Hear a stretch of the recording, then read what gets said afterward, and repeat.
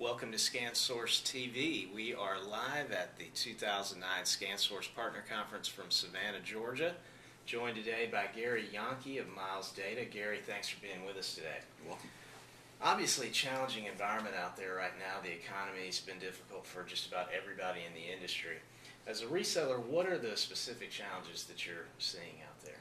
The challenges we're seeing is the fact that many of the companies out there have reduced IT staffs, and with that is a need then for configuration services and for managed services and application development. And that remains a challenge because our company would have certain bandwidth to address those needs, and we look to somebody like ScanSource to help us address the remainder. Mm-hmm. So is that one of the ways that you try to address something like that, by working with a distribution partner? Or absolutely, absolutely. If we have a large deployment, a larger rollout, and say it's for hundreds of terminals, we would look to ScanSource to help us say on the configuration of that app. In other words, the gold standard. So when a device shows up at that end user, whether it's at one location or 20 other locations, that they're receiving the same thing. For Miles Data to bring that in-house and do all those terminals would put a lot of strain on our labor and our personnel, etc. Right. ScanSource has that set up and ready to go in terms of helping us meet that need. What about vendors? What would be the most supportive thing that they could do to assist a reseller like you in times like these? For times like these is continue product development. Continue to look at what business needs are. One area, one vertical that seems to be evolving would be field mobility. In other words, people that are working outside the four walls, people that many companies are still using traditional manual methods of collecting data, right, and even presenting data. So the thing that those vendors can do that would be most helpful is to look at those processes and how people can optimize mobile computing or mobile printing and things like that, and give us those solutions to help deliver. At the same time, before we can even talk about any of that stuff, we need training. We need to learn.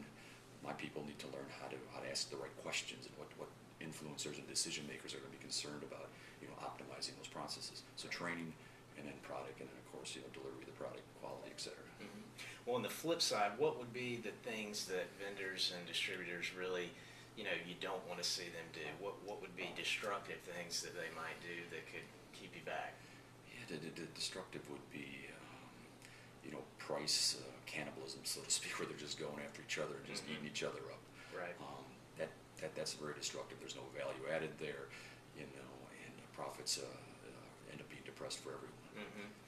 You mentioned field mobility a minute ago. Obviously, there's still some opportunities out there, even in times like this. Where are you seeing opportunity? What markets and technologies do you think are going to be advantageous for you to play in? Specifically, if you think about anybody that small to medium-sized business defined as 20 to 100 employees, people that are still using manual methods of, again, presenting data, collecting data.